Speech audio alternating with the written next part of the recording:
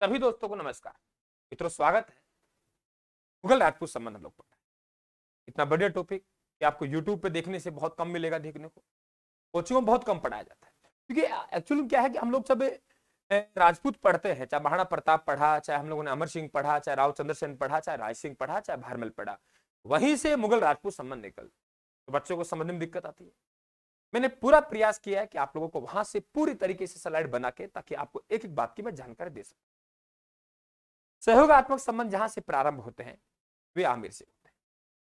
आमिर पहली रियासत है जो मुगलों से अधीनता स्वीकार करेगी। मुगलों की 1562 में ना केवल अधीनता स्वीकार करेगी, बल्कि अपने बेटियों का विवाह भी मुगलों से करेंगे और अपने बेटे और पोतों को मुगलों की सेवा में भेजेंगे।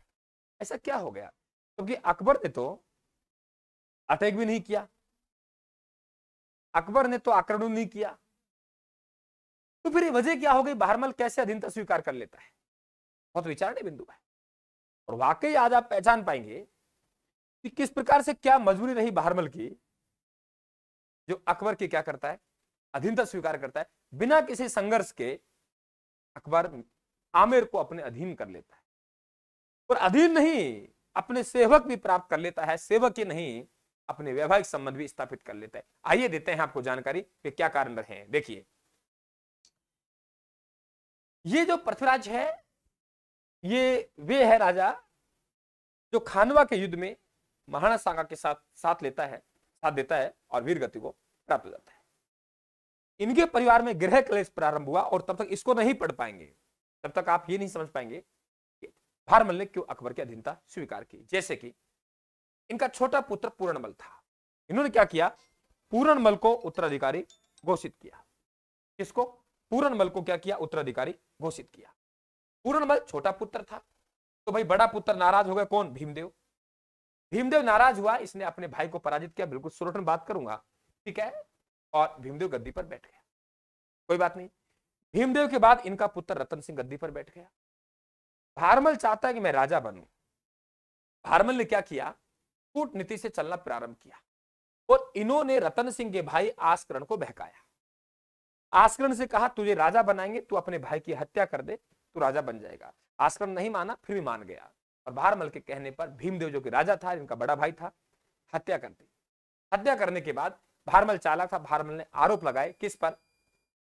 आस्करण पे, कि ये तो देशद्रोही है, ये तो एक राजा की हत्या करके क्या बैठ रहा है? गद्दी पर बैठा है, इसे यहां से देश निकाला देना चाहिए। दोस्तों, यहां से देश निकाला दिया, मतलब देशद्रोही कर दिया। आस्करण भागता फिर रहा है, और गद्दी पर कौन बैठ गया? भारमल। आस्करण से अपने भाई को मरवा दिया, ना घर का छोड़ा ना घाट का छोड़ा। बहुत बड़ी समस्या हो गई दोस्तों। आस्करण भागता फिर रहा है, इधर ये पूर्णमल का पुत्र है सूजा, ये भागता फिर रहा है, क्योंकि ये कहता है जब मेरा बाप पूर्णमल राजा बना तो ये कैसे बन गया? उत्तराधिकार तो मैं हूं। इसे कहते हैं आमिर के गृह कलेश। ठीक है, गृह कलेश शुरू हो गया। अभी प्रयास कर रहे हैं मुगलों से संबंध कैसे बना जाए, हुमायूं और अकबर से कैसे मुलाकात की जाए।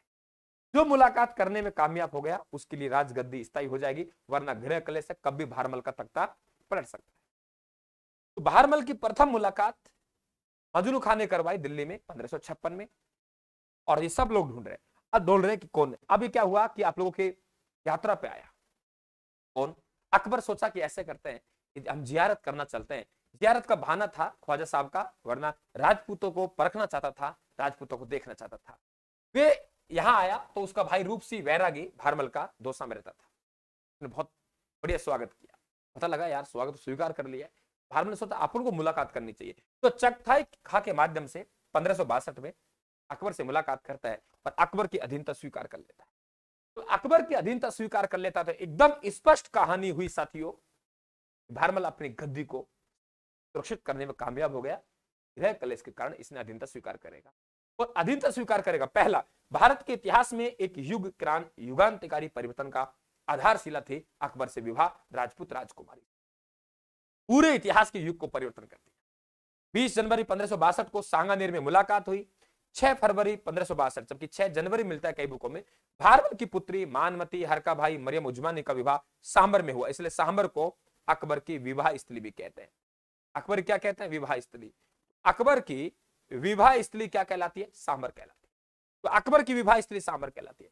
तो भारमल पहला राजा जो अकबर की अधीनता स्वीकार करता है, मुगलों की अधीनता स्वीकार करता है, मुगलों से वैवाहिक संबंध स्थापित करता है, और इतना ही नहीं अपने बेटे और पोतों को मुगलों की सेवा में भेज देगा। कहानी की पृष्ठभूमि रख चुकी। इस पृष्ठभूमि के लिए ही राजस्थान जाना जाता है साथियों। यही पहचान है राजस्थान की कि वे जो करवाएगा वे आप लोग एकदम क्लियर करवाएगा और क्रमबद्ध रूप से करवाएगा। आगे बढ़ते हैं, देखिए आगे क्या होता है। तो साहब भारमल ने अधीनता स्वीकार कर ली, अपनी पुत्री का विवाह कर दिया, कहानी क्लियर हुई, और अपने पुत्र भगवान दास और पौत्र मान सिंह को भी मुगल सेवा में भेज दिया। कहां भेजा? आगरा। वेरी इंपॉर्टेंट क्वेश्चन है, पूछ सकते हैं कहां भेजा? आगरा। और मान सिंह कब गया ये ध्यान रखना, ये 1600 और आप लोगों के 1562 में गया, मात्र 12 साल का था, और 1614 तक वहां रहेगा। तो हम लोग कहेंगे ये 52 वर्ष तक मुगलों की सेवा करेगा। सर्वाधिक सेवा करने वाला जो मुगल आपके राजपूत राजा था, उनका नाम क्या था? आपका मान सिंह था। अमीर उल उमरा और राजा की उपाधि अकबर ने भारमल को प्रदान की। और भारमल के पुत्र कौन है? भगवान दास। इस डायग्राम समझिए। पुत्री कौन है? मानवती। विवाह किससे हुआ? अकबर से। इस जोड़ा से जो पुत्र पैदा हुआ उस पुत्र का नाम क्या है? जहांगीर। ठीक है, मानवती का पुत्र कौन है? जहांगीर। ठीक है, जहांगीर तो वैसे तो जहांगीर का ननियाल हो गया, लेकिन मुगलों कैसे हो जाता है? भगवान दास का पुत्र मान सिंह, बेटे का नाम मानबाई। मानबाई का विवाह किससे होगा? जहांगीर से। रिश्ते में देखो आप लोग, तो जहांगीर की मां मानवती, ठीक है, भगवान दास की बहन थी। तो जहांगीर के मामा कौन थे? भगवान दास। और ये मामा की क्या हो गई? पुत्री। ये मामा की पुत्री हो गई, ध्यान रखना आप लोग। और ये आपकी बुआ का पुत्र हो गया। आपका नहीं, गलत बोल रहा हूं, ठीक है। तो ये बुआ का पुत्र हो गया। तो मामा बुआ के हैं, फिर भी क्या हो गया? विवाह हो गया। ऐसा मुगलों के हो जाता है, ध्यान रखें आप लोग। क्लियर?